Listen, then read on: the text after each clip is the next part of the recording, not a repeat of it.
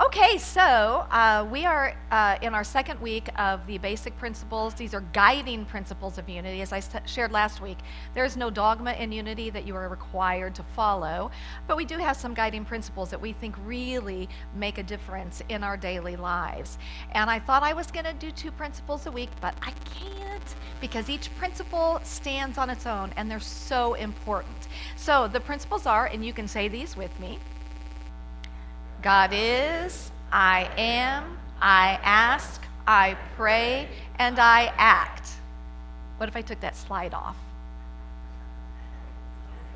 We got it. Okay, so our movement is God is for me, I am for me, my thoughts are for me, my prayers are for me, and my actions are for me. Okay, so last week, if you weren't here and you didn't get to hear the talk about what our beliefs are about God, I encourage you to go. You can go to the website and listen to it. You can get a CD of it if you like, but I encourage you to listen to that. And just to give you a brief of what we say every week is God is the one and only presence and power everywhere in the universe, in myself, and it is good. And it is the purity of love. It's a divine energy, the divine mind, the divine intelligence, everywhere present at every moment. All creation has come forth from that one energy, that one mind, that one divine intelligence, which leads us to today, which is I am. And we were doing our mission statement, I was thinking about, I love that our mission statement is we empower and encourage us to be all that we came here to be. Because when we are, and as we're going to talk about today, then we cannot help but be in service to those around us. We cannot help but, all that will come forth from us is going to expand and uplift the entire world. So today is I am, and I am for me. Now, the title of today's talk is You, a Dynamic Power, because you are. And my hope is that by the end of this talk today, that you will have shifted even more to that understanding and awareness of what you are and of the power that is within you to do mighty and great things for the good in your own life and the lives of your family, your work environment, your community, your church, and in the world as a whole. So Reverend Eric Butterworth, he has an amazing book called The Power Within You. If you have never read this, I cannot encourage you enough to pick up this book and read it. Every time I go back to it, it's just like it just reminds me more and more. Well, chapter 5 in his book is called From Miserable Sinners to Masters. And I thought that was interesting because I know I was raised that I was a miserable sinner and that I was born into original sin. And of course in unity, that is not at all what we believe, that it is not at all what we are about. Walt Whitman said, I say no man has ever yet been half devout enough, none has ever yet adored and worshipped half enough, none has begun to think how divine he himself is and how certain the future is. And this is the movement for us today, is to wake up even more to who and what we truly are, to what we live and move and have our being in, and again, to the power that we have to really make a difference in our life and in the world around us. John 8:32 says, ye shall know the truth, and yes, when we know the truth and we take it from that knowing to that heart, to the realization, to the living of that truth, it is such an incredible, incredible freedom. So we are created in the image and the likeness of God. In humankind, we have created God in the image and likeness of us, as a human being with a beard and sitting in a throne. And that was never what is intended to be. We are created in the image and the likeness of the divine mind of God, of whatever you want to call this. Charles Fillmore from the Revealing Word says that our I am is our spiritual identity, and it's the real or Christ mind of each and every one of us. He goes on to say that the I am is the metaphysical name for the spiritual self, as distinguished from the personal human self. One is governed by spirit and the other is governed by personal will. And I don't know about you guys, but I want my life to be governed by spirit. I want to live my life from that place. And yet I know for each and every one of us, we certainly live some of our life governed by human will, don't we? I don't know, I do, personal will. The I am, the capital I am, is the eternal, without beginning, without ending, the true spiritual being whom God made in its image and likeness. He says, humankind identifies itself with that to which it attaches its I am. And whatever it identifies with, that it manifests. So hitch your I am to the star of the Christ, and infinite joy will follow night as day. Now next week we're going to talk more about using the power of our I am and saying I am as it relates to shaping and forming and molding the divine substance. But today is really about getting clear on our I amness, that bigger part than this body right here. And I love that it says hitch it to the star of Christ. Hitch it to the star of Christ. This is truly that place where we're saying, seek ye first the kingdom of God that is within you. Seek that first. So we started that last week with really getting clear on what our beliefs are about the nature of God. And now it's who am I? Who am I? What am I? What do I believe about myself? How do I live? Do I even live in the awareness of who and what I really am? And again, I'm going to say that for most of us, we forget that a lot. And we get mired down in what we think is reality and what we think is truth. But there is a bigger truth with a capital T that I hope you're going to, just anchor into a little bit more today and deepen your roots in that. One of my favorite sayings, and I'm going to invite you to say this with me together, I am not all that God is, but all that I am is God. And that is absolutely the truth. Now, there's this really neat word called entelechy. And entelechy is the dynamic purpose that is coded in you, that is realized or made actual, that which was merely potential. And so when you think about an acorn, the potential that is imbued in the acorn is the potential is the mighty oak tree. And everything that it needs to be that mighty oak tree, it's encoded in it. And it's the same with us. That encoded and imbued in us is everything that we need to become the best version of the Christ that we can possibly be in our lives. It's already right here within us. But just like the acorn needs the right environment and the right nourishment, if you set the acorn up on a shelf, nothing's going to happen. But if you plant it, if you give it the right nourishment and take care of it, it can grow then to that mighty oak. And it's the same with us.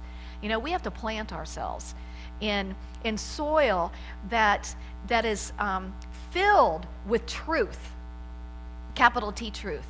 And then I know for me, we have to keep nurturing and nourishing that until that dynamic purpose springs forth from within us. And here's the thing about it, just like the oak tree, it's not like you plant the acorn and then the next day you go out and, whoa, look at that mighty oak. It takes time. And that's the same for us. It's a lifelong journey for us. So please don't ever get down on yourself. I believe that with every experience that I have, it's feedback for me. And it's feedback on, is this who I really choose to be? Could I have shown up differently in this? And, making a different choice the next time. So, I sincerely believe that as we focus on what we would call the qualities of God, which we can't truly define, but in our humanness, we're meaning-making machines. So let's make meaning that is true and real for us. And so in these, qualities of God, as we start focusing on being the presence of them, that is when our true essence, the Christedness of us, our true expression begins to come forth as us in this lifetime. Eckhart Tolle says that you are here to enable the divine purpose of the universe to unfold. That is how important you are. Does that make you feel pressure? Because here's the thing, it doesn't say you are here to enable the divine purpose like Jesus did, or like Mother Teresa did, or like Martin Luther King Jr. did. It's saying you are here to enable the divine purpose of the universe to unfold through you and as you. So it's not trying to be something that you're not. It's allowing this person that you came into this life with as to bring the Christ fully forth through this instrument, through this unique, unrepeatable expression of God, the uniqueness that you and each and every one of us are. I love, Chris Chenoweth says, you are the great secret waiting to be released. And I'm tired of waiting. Let's just release it. We are ready to release it. The bottom line is what we would say in unity is that you are the Christ. You are the Christ. So what does that mean? I'm going to share with you again some things from Reverend Eric Butterworth from Discover the Power Within You from that chapter. He says, and I love this, he reminds us, Jesus and Christ are not synonymous. Jesus is the person, but Christ is the principle. So they're not synonymous, Jesus the person, Christ is the principle. When Paul says Christ in you, your hope of glory, he isn't referring to Jesus. He's referring to what he himself discovered, and that was the Christ principle that he expressed so fully in his life. And he says the difference between Jesus and each one of us is not one of inherent spiritual capacity, but a difference in the demonstration of it. And I think that's really important for us to get. We have the same spiritual capacity as Jesus did. It's just a difference in the demonstration of that spiritual capacity. And he said, we're not pulling Jesus down to our level, but showing, and this is important, that we can be lifted up to his level. That we can rise up. When we talk about this, I think that's so what the Easter story is about. We can rise up to a higher place in who we are and how we show up, who we choose to be in this life and in the world around us. And he says, low and base as man's actions can be sometimes, he still has the full potential of the Christ within him. And I'll tell you, we want to ignore that sometimes. We want to say there is nothing good in that person. And yet, if we stand in what we believe, that Christ potential is just covered up by a bunch of muck. And I really sincerely believe that part of our job in this life is to help those people remember who they are.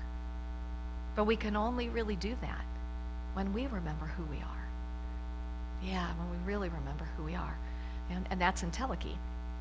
Now he said, it's not hard to find where Jesus stood on this issue. He said, and in quotes, though there are those who would like us to forget it, unquote, that every single one of us can do and be all that he revealed. Love this part.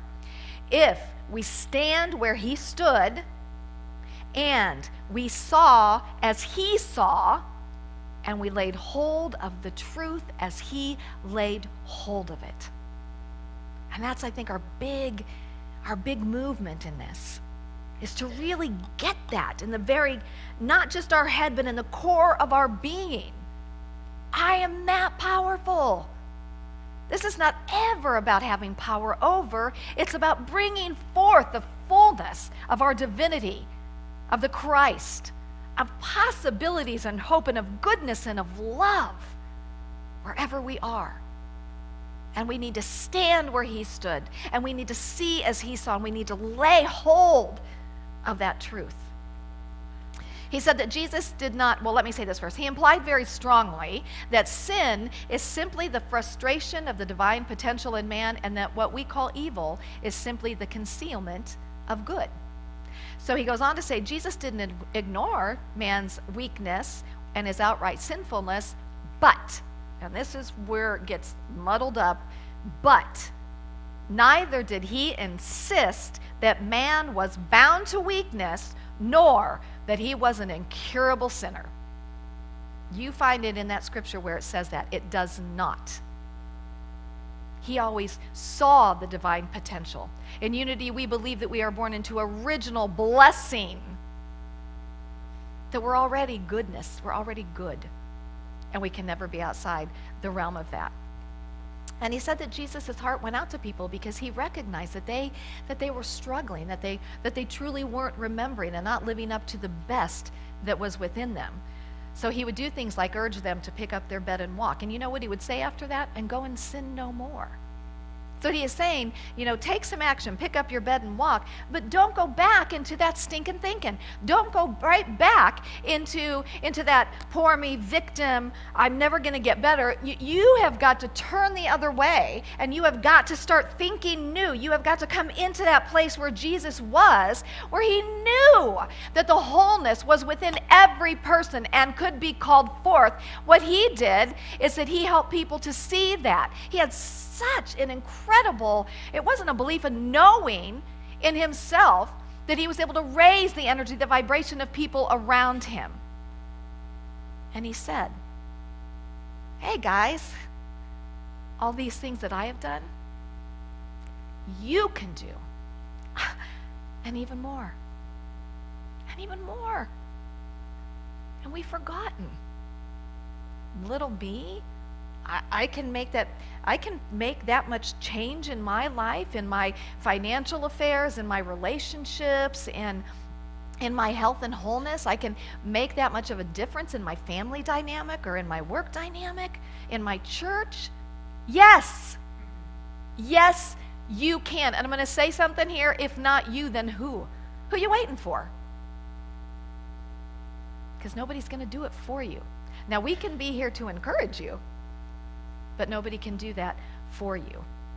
And he goes on to say that Jesus wasn't, I love this, working magic or committing blasphemy in his teachings and ministry. He was saying, you can be free from sin, you can overcome, you can be healed, not because I am something special, but because you are something special. You have the same power that Jesus had. I mean, that is absolute truth. There is only one presence and one power in the universe. It is God, the good omnipotent. If that is true, we have all come forth from that one presence and power. I am not all that God is, but all that I am is God. I am that power. Yeah, and I am that presence. That is how special you are. And I want you to get that. I so want you to get that in the core of your being. I want you to really anchor yourself into that and let your roots go down deep in that knowing. I am that. I am. Jesus would say things like, the Father and I are one. You are in me, and I am in you. And lo, I am always with you. How much clearer could that be? Boom, it's right there. So this I amness of us, it's our greater reality. And what I love is it's truly without beginning and it's without end. Now, in Unity, we might call that the soul. You can call it whatever you want. Please don't get caught up in the semantics. I always hear these things about, no, that's spirit. No, that's, doesn't matter. We're talking about this bigger reality of who we are. And I love in 1 Corinthians 15:44, it says, if there is a physical body, there is also a spiritual body. You know, we have this physical body, but what all of us know is this physical body is only here for a time, right? It is. I mean, that's what this life experience is. But what we really need to remember is that I am always. There's no, it always is.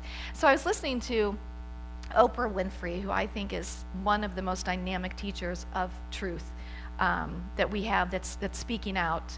And every time I listen to her, I'm like, oh, thank you for sharing these truths so publicly. And she had a lot of people on that she had on in the past. And so she was asking them each question. So one of the questions she asked is, what is it, how would you describe the soul? So I'm going to share with you some of the answers. It's the highest, most noble part of yourself that you can reach for. I love this. It's the fingerprint of God that becomes a physical body. Oh, we are imprinted. That's awesome, isn't it? We are imprinted. It's unique to everybody and filled with the divinity that is the essence of all of us. It's the core of your being. It is eternal. It doesn't exist in space and time. It's a field of infinite possibilities and creativity. It's your internal reference point with which you should always be in touch. It's the spiritual essence of who we really are. It's our capacity to see that our lives are about something more than day to day, that we are here for a purpose. It's the part of us that never dies. The soul is your innermost being, the presence and consciousness of you beyond form. I love this too. It's the indwelling consciousness that watches the mind come and go, the heart come and go. It's the center of being. That's our soul. It's birthless, it's deathless, it's a changeless part of us. In African American oral tradition, it says the body of man is very small compared with the spirit that inhabits it. Yeah, and to me, that's the movement today, my friends, is to remember that what we are in here, in this physical body, whatever situation that we're in our lives, that there's more. There's more. We get so mired down in reality, with a small r, that we quit believing that there's really more possibility and potentiality there. And we think things are finite, and what we constantly are reminded of is they're not. That nothing is finite. Nothing in this world is finite. We have been able to see that clearly. But that all things are possible to the one who believes. And so the first movement in that is moving back into our own I amness. And just say you're in a situation where you're trying to maybe move up in a company or create a business or something, but you keep hitting stopping points. And these stopping points are ideas and beliefs and people that say you can't do this because of this, and these people have never let this happen, la la la la la la. And then we say, oh, must be true. It's going to be hard. People say it's going to be really hard for me to do this. And we get stuck in the small f facts. And where we need to go is back to the greater truth. Truth with a capital T. That says, no, you have no power over me because I remember who I am. I remember that nothing is finite and you have no power over me or in my life. There's a greater truth, and I'm going to stand solid in that. And I'm going to claim it. And I'm going to know it to be true. I am going to come from a place of power and a place of love. And I'm going to know, just like Jesus said, you can say to this mountain, be thou removed and cast into the sea, and it will be done for you. That mountain is nothing but what we believe about life, what we believe about the world around us. But we can do it differently. We can begin to really wake up and remember in this moment, who am I? What am I? You are the Christ. You are the Christ. You are, I love when we just take some words and we say, God is love, life, wholeness, oneness, service, peace, givingness, grace, abundance, wisdom, creativity, one power, good, expansive, order, truth, eternal, infinite. And we go, I am. Oh, I am love, life, wholeness, oneness, service, peace, givingness, grace, abundance, wisdom, creativity, one power, good, expansive, order, truth. I am that. I know. Whew. Must have been that 2 cups of coffee this morning. Oh, man. Woohoo! I'm going to tell you what it is. It is that I felt so bad for so long, physically, and then, of course, this year emotionally. And I anchored myself in the knowing that this was not permanent. I anchored myself in the knowing that there's something greater in me, something as me, and that I can stand that even in the times when it didn't seem like anything was changing. And I shared with you, my body had really been suffering with fibromyalgia. I was suffering.